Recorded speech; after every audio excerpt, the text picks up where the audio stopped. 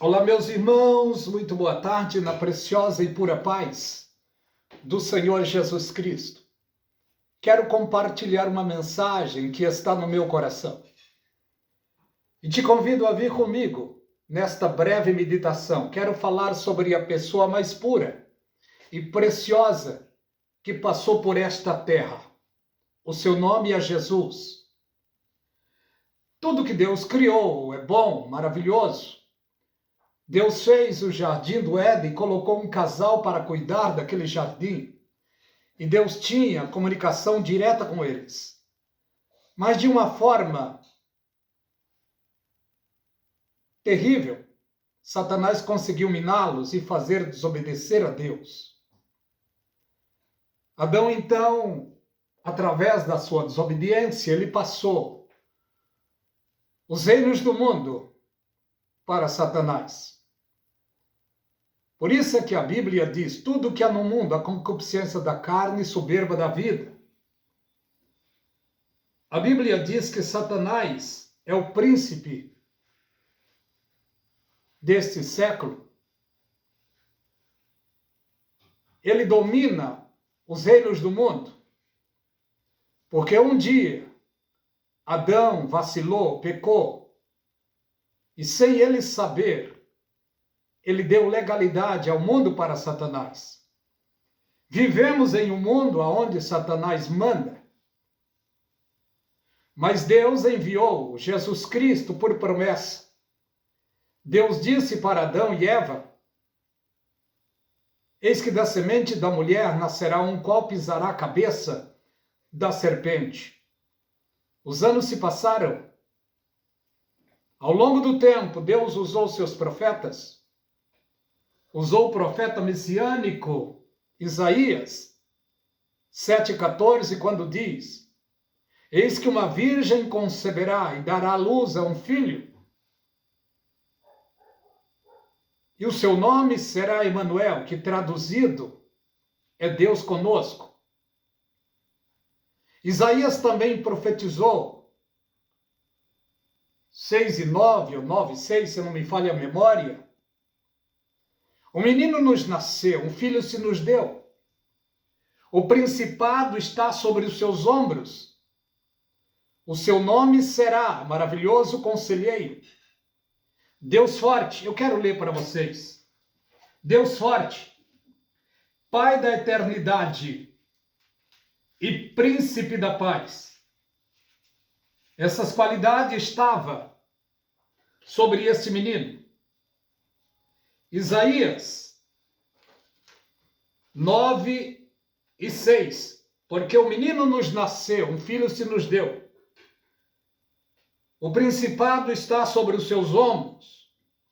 O seu nome será Maravilhoso Conselheiro, Deus Forte, Pai da Eternidade, Príncipe da Paz.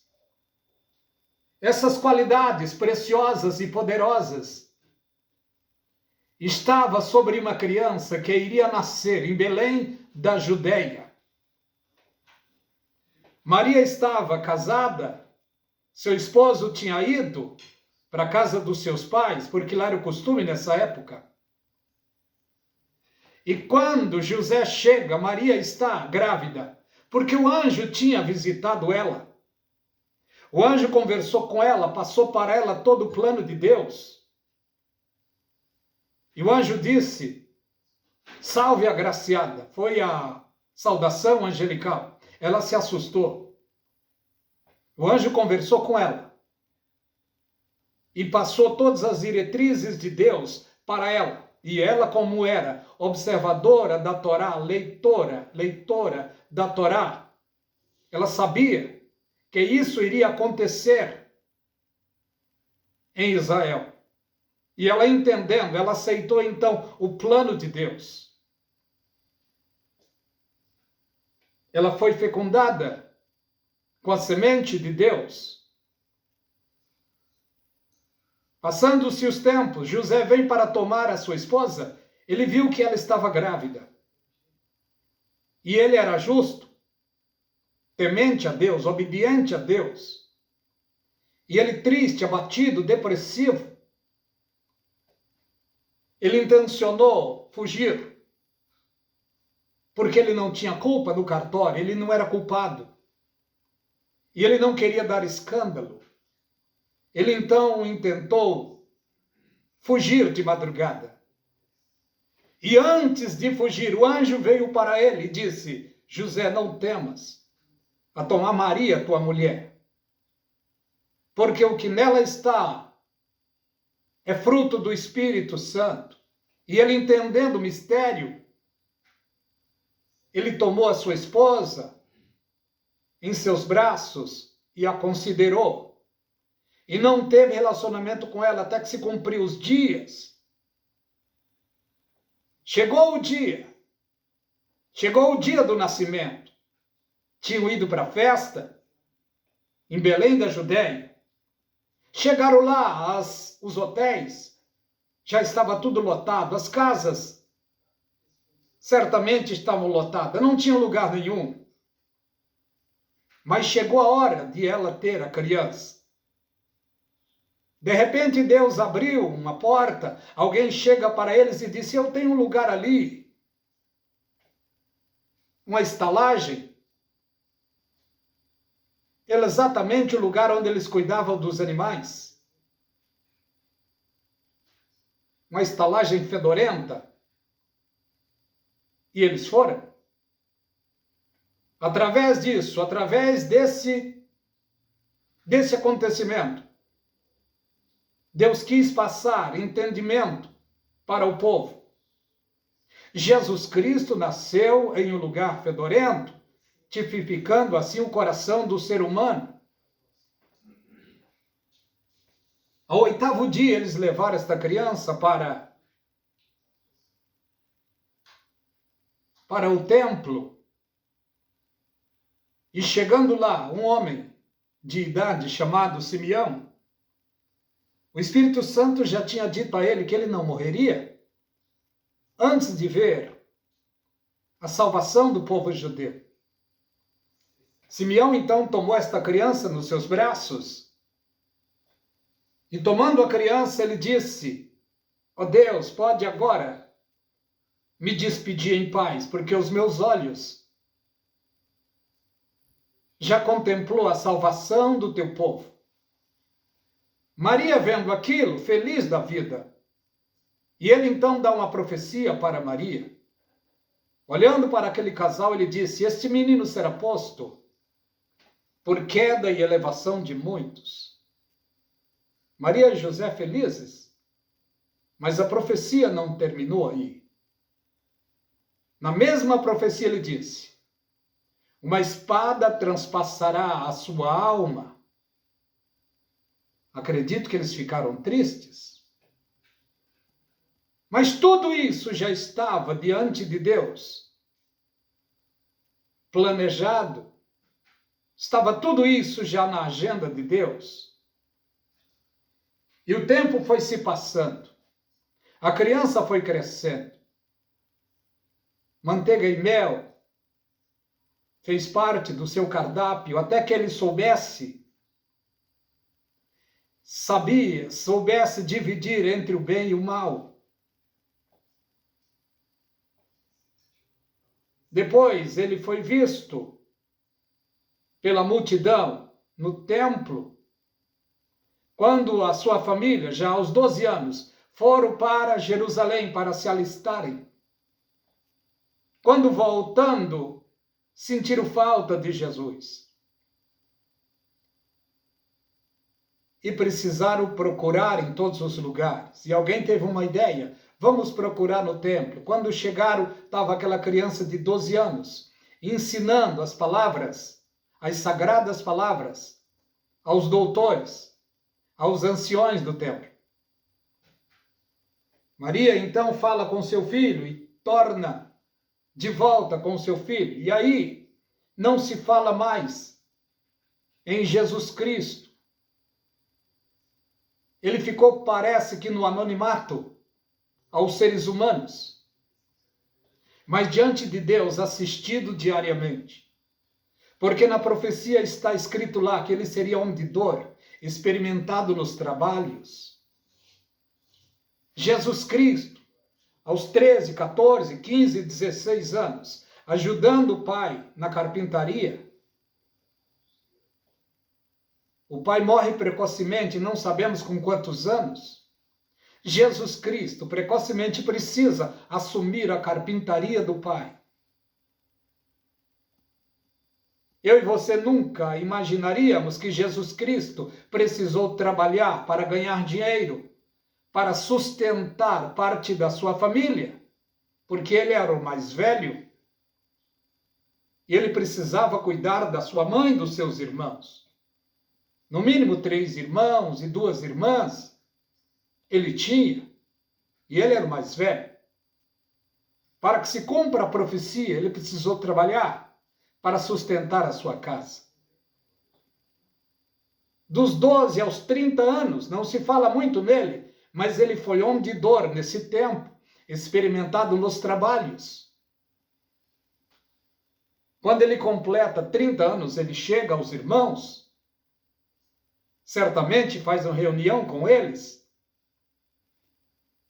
e passa a carpintaria para eles, e ele então passa a ser um pastor de ovelhas, pois foi para isso que ele foi enviado. A sua primeira mensagem não foi muito bem-vinda. Ele abrindo a boca e dizia: eis que é chegado a vós o reino de Deus.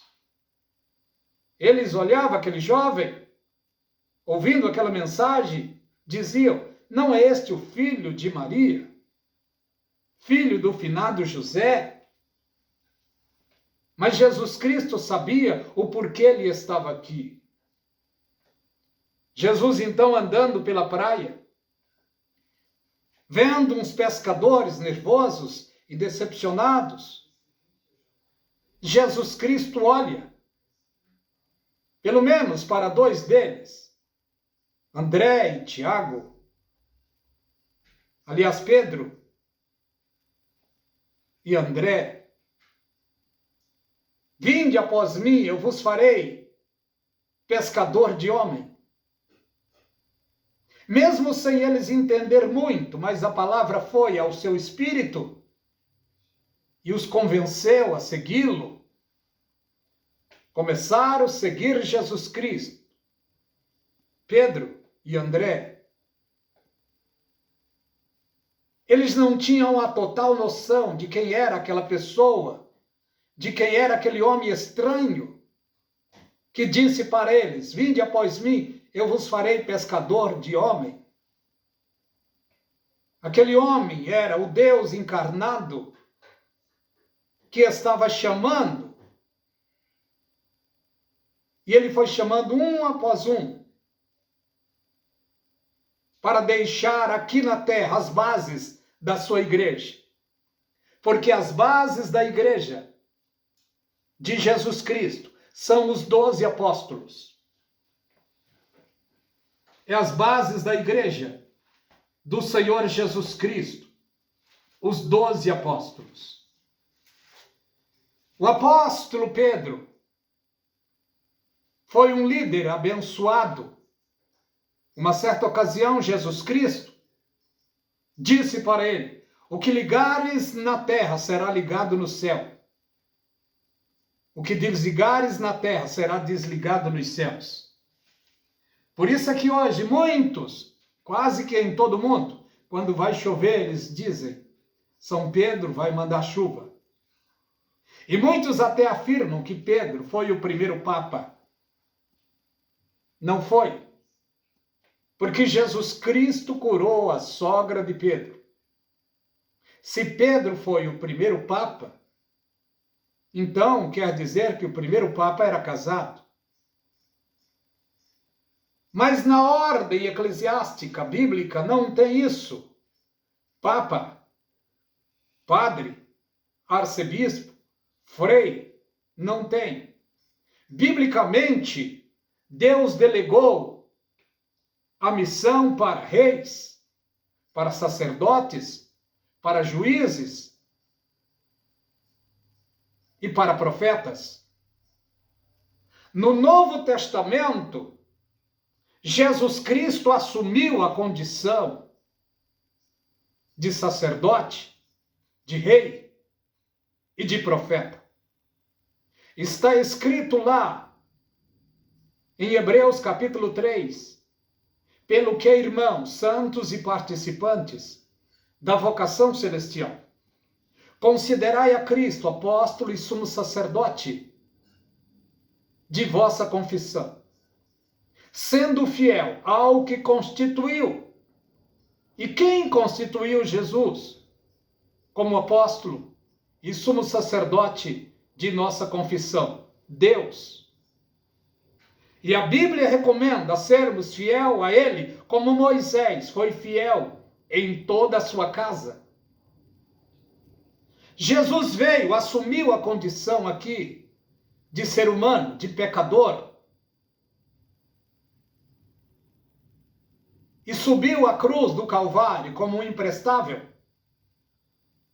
porque só aqueles que eram imprestáveis para a sociedade eram crucificados. Jesus Cristo, então, se tornou maldição em lugar dos seres humanos. Ele foi morto e morto em uma cruz. E nessa cruz, 2 bandidos ao seu lado. Um debochou dele e o outro se tocou. E disse: nós carecemos, nós merecemos estar aqui porque devemos, e este não. E ele simplesmente disse para Jesus: lembra-te de mim, Senhor, quando entrar no teu reino. Jesus Cristo logo disse: hoje mesmo estarás comigo no paraíso. Note uma coisa. Jesus Cristo viu arrependimento no coração daquele ladrão. O que mais Deus, o que mais Jesus Cristo quer é ver no coração do ser humano arrependimento. E ele viu no coração daquele ladrão. E Jesus Cristo ali salvou aquele homem. Note uma coisa, aquele homem não teve tempo de congregar, de orar, de dizimar, de ofertar, de se batizar.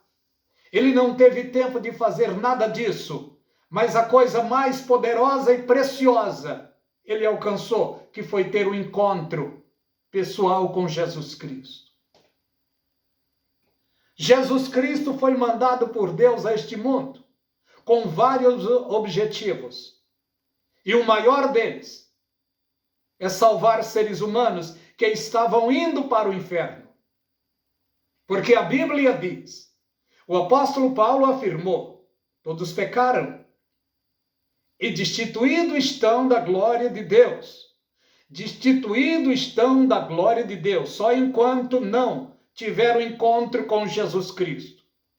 Quando o ser humano tem um encontro com Jesus Cristo pela fé, ele não é mais destituído pela glória de Deus. Por quê? Porque ele encontrou a grande pérola. Ele encontrou a porta. Ele encontrou a ponte. Ele encontrou o Senhor, o Salvador da humanidade. Ele encontrou a coisa mais preciosa que Deus mandou a este mundo, que é o seu Filho. O seu Filho que um dia disse: eu sou o caminho, a verdade e a vida, e ninguém vem ao Pai a não ser por mim. Por isso é que se faz necessário a pregação da palavra de Deus. Por isso é que se faz necessário pregar a palavra de Deus, porque a Bíblia diz que a fé vem pelo ouvir, e o ouvir pela palavra de Deus. A Bíblia diz no livro de Romanos 5, sendo, pois, justificados pela fé, temos paz com Deus, por nosso Senhor e Salvador Jesus Cristo. O Senhor Jesus, antes de ir para a glória, ele disse para os seus seguidores: deixo-vos a paz, a minha paz eu vos dou, não vos la dou como o mundo dá. Não se turbem o vosso coração e nem se atemorize. Ele precisava ir. E antes de ir, ele chama os seus discípulos. Nenhum deles eram apóstolos ainda. Ele chamou os seus discípulos e diz: é necessário que eu vá, porque se eu não for, o Consolador não virá. Mas quando eu for, rogarei ao Pai, e ele mandará outro Consolador, o Espírito Santo, o Espírito da verdade que o mundo não pode receber, porque não vê e nem conhece. Ele estará convosco. Ele vos fará lembrar de toda a palavra que eu vos tenho dito. E ele então foi. E antes de ir, ele chamou os seus seguidores para o último encontro no Monte das Oliveiras. E os seus seguidores já tinham crescido um pouco mais, quase 500 pessoas. Eles estavam ali despedindo-se da pessoa preciosa e pura do Senhor Jesus Cristo, o seu pastor, o seu guardador, o seu cuidador, aquele que transmitiu a verdade para eles. E agora ele estava se despedindo deles. E ele deu uma palavra: ficai na cidade de Jerusalém, até que do alto sejais revestidos de poder. E eles foram. Mas o desânimo parece que foi mais forte. Por quê? Porque quase 380 desanimaram, foram embora. Mas quase 120 ficaram firmados em sua palavra e estavam aguardando. Jesus Cristo subiu 10 dias depois, em um dia de festa para os judeus, no dia de Pentecostes. O Pai resolveu mandar a sua glória aqui, que foi o seu Espírito, e ele veio como um vento veemente e impetuoso e encheu toda a casa. E foram vistas línguas repartidas como de fogo sobre eles. E o pessoal começaram, os de fora, começaram a escandalizar. Mas Pedro, tomando a palavra, começou a pregar a primeira mensagem pentecostal. Quase 3.000 almas se renderam através da pregação da palavra, na instrumentalidade do discípulo amado Pedro. Jesus Cristo mandou o seu Espírito para, através dos homens, cuidar da sua igreja. As bases da igreja de Jesus Cristo são os 12 apóstolos. Hoje, eles não estão pessoalmente em nosso meio, mas as suas mensagens, os seus ensinos, é a força que a igreja tem. E quem é que cuida hoje da igreja? O apóstolo Paulo disse: ele mesmo deu uns para pastores, profetas e evangelistas, querendo o aperfeiçoamento dos santos. Por isso é que hoje pesa, e pesa muito, sobre os ombros do ministério hoje da igreja, que são os pastores, os anciões, bispos e presbítero é a mesma coisa. E dos evangelistas. Os de púlpito, estou dizendo. Pastores, presbíteros e evangelistas. Não mais. É claro que hoje nós vemos quase que de tudo nos púlpitos. Hoje nós vemos pastoras, apóstola, apóstolo, presbítera, monsenhor, padre, arcebispo. Nós vemos quase que de tudo, reverendo, quase que de tudo. Mas Deus deixou, através do ministério apostólico, deixou pastores, presbíteros e evangelistas, querendo o aperfeiçoamento dos santos.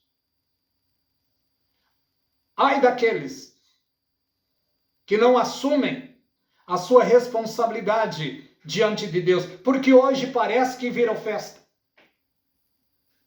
Os de púlpitos não querem mais pregar a palavra, a sã doutrina.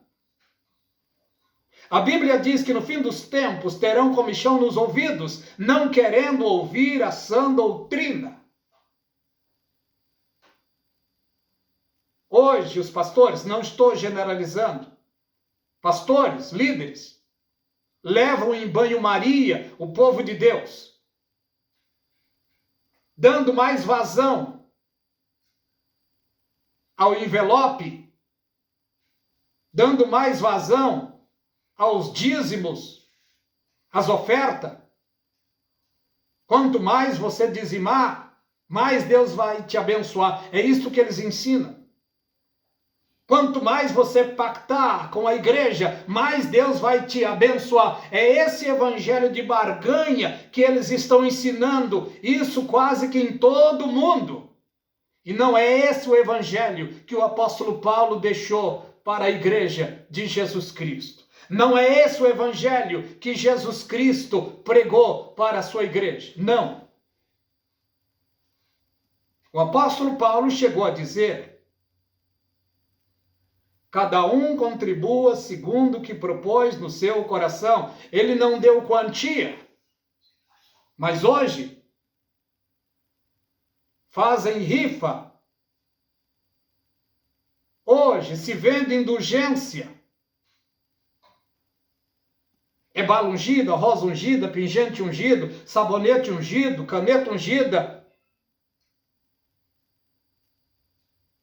É atos proféticos. É campanhas e mais campanhas. Qual o interesse? Dinheiro. Por isso é que na igreja deste tempo, não é Jesus Cristo que manda na totalidade. Isso é lamentável. E quem manda na totalidade na igreja hoje é Mamon, porque tudo hoje envolve dinheiro. Por isso é que vemos nesse tempo artistas que para cantar precisam pagar. Obreiros coach que vendem as suas mensagens. O que Jesus Cristo disse sobre isso? Aquilo que de graça recebei, de graça dai. Mas não é o que acontece hoje. Pasmem vocês, alguns pedem hotel 5 estrelas, hospedagem já paga, carro para buscar no aeroporto e tem que ser carro novo. Olha os luxos que está dentro da igreja deste tempo. Mas dentro da igreja deste tempo tem uma igreja que é fiel. E esta igreja fiel será arrebatada. A igreja que será arrebatada não é Assembleia Batista, Metodista, Wesleyana, Presbiteriana, Congregacional. Não. A igreja que será arrebatada é a igreja de Filadélfia. Está no Apocalipse capítulo 3. Está escrito para ela, exclusivamente para ela. Tendo pouca força, guardaste a palavra da minha paciência e não negaste o meu nome. Esta igreja se esforça diariamente para se manter de pé diante de Deus. E o líder desta igreja, aliás, o guia desta igreja de Filadélfia, chama-se o Espírito Santo. é o Espírito Santo, o guia fiel da igreja de Filadélfia. E está escrito sobre a igreja de Filadélfia: tendo pouca força, guardaste a palavra da minha paciência e não negaste o meu nome. Eis que eu te guardarei da hora da tentação que há de vir sobre toda a terra. Esta hora da tentação é uma alusão à grande tribulação. Esta igreja será livre da grande tribulação. Mas a igreja rebelde, que se chama Laodiceia, esta sim passará pela grande tribulação. Eu vou encerrar por aqui, para o vídeo não ficar muito longo. Dê um like, compartilhe as mensagens do canal A Voz do Atalaia, se inscreva neste canal. Que a graça e a paz da parte de Deus seja de maneira abundante na tua vida e sobre toda a tua família. Deus os abençoe.